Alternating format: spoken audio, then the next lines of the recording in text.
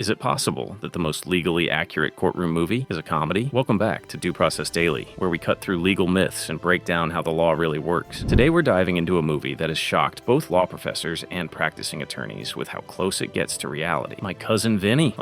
You heard that right. Out of all the legal dramas Hollywood's ever churned out, it's the one with Joe Pesci in a leather jacket yelling Yutes that might be the most accurate portrayal of trial procedure in an American film. So here's the thing. Most courtroom movies get one or two things right, maybe a good cross-examination or a killer closing argument, but they also shove in wild theatrics that would never fly in a real courtroom. But My Cousin Vinny actually checks the legal boxes better than most serious dramas. Let's break it down from evidence rules to courtroom etiquette. First, let's talk about the setup. Two college kids are arrested in Alabama for a murder they didn't commit, and who comes to the rescue? One of their cousins, Vinny Gambini, who just passed the bar after 6 tries and has 0 trial experience. He rolls up in a beat-up car with his fiancée, Mona Lisa Vito, and has to defend them in a murder trial that could send them to death row. Right off the bat, we get something that most films gloss over: pre-trial procedure. Vinny struggles to get proper attire, runs into issues with court deadlines, and keeps getting thrown in jail for contempt. That's real. Judges expect decorum. If you act like you're in a Bronx bar instead of a courtroom, you're getting sanctioned or tossed. The movie doesn't sugarcoat it. Let's dig into voir dire, the jury selection process. Most legal movies skip this completely, but in My Cousin Vinny, it's front and center. Vinny figures out, in real time, how to question potential jurors to weed out bias. That's textbook. Voir dire is one of the most strategic parts of trial, and unlike some TV depictions, lawyers don't just snap their fingers and say, "We'll take juror number 7. There's a process. You ask questions, you look for body language,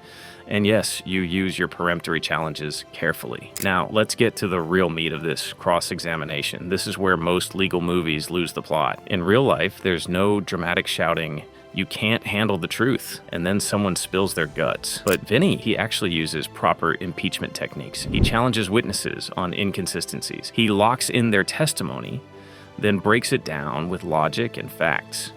That scene with the old lady and her thick glasses, that's a masterclass in undermining credibility. He doesn't scream. He doesn't bluff. He asks questions that corner her into admitting she couldn't have seen what she claimed to see. And the prosecution? They're portrayed as competent. No dirty tricks. No over-the-top villainy. Just a standard case of circumstantial evidence that seemed airtight, until it wasn't. That's how most real-world prosecutions actually go down. Good faith, but maybe flawed. Now let's talk about Mona Lisa Vito, Vinny's fiancée and surprise expert witness. This part might seem far-fetched, but legally it checks out. Expert witnesses don't need to have formal degrees. They just need to demonstrate specialized knowledge relevant to the case. Lisa clearly knows cars inside and out, and Vinny proves it in court. She explains why the tire marks couldn't have come from the defendant's vehicle, and that bombshell destroys the state's case. And here's what's wild. The prosecutor doesn't object. Why? Because he already agreed that Vinny could call her as a witness, and her testimony is clearly credible. So what's he gonna do? Look like a jerk and get shut down by the judge? That's real trial strategy. Sometimes the smartest move is to shut up and regroup. Let's not forget Vinny's growth.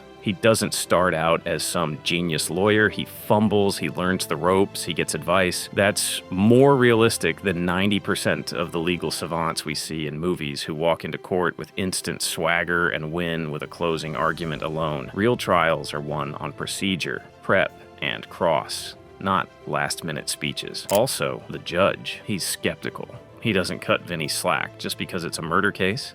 He expects filings to be timely. He wants things done by the book. That's exactly what you should expect from a trial court judge, especially in a murder case. Where does this leave us? Here's the bottom line. My Cousin Vinny works because it's honest. It doesn't rely on magic tricks or miracle confessions. It gives you a grounded, funny, and surprisingly accurate look at how defense lawyers operate. From jury selection to rules of evidence, the movie respects how real courtrooms actually run. Even the American Bar Association and law school professors have used it as a teaching tool. Of course, it's not perfect. It's still Hollywood. A real judge would have disqualified Vinny earlier, especially for lying about his trial experience, and he probably wouldn't have gotten away with quite so many contempt citations without getting a mistrial declared. But compared to the nonsense we usually see on screen, it's refreshingly close to the real deal, so the next time someone tells you that law school is nothing like TV, you can tell them that, yeah, that's true, except for one movie, My Cousin Vinny. Thanks for joining us today at Due Process Daily. Throw us a like and consider subscribing to the channel to help us grow.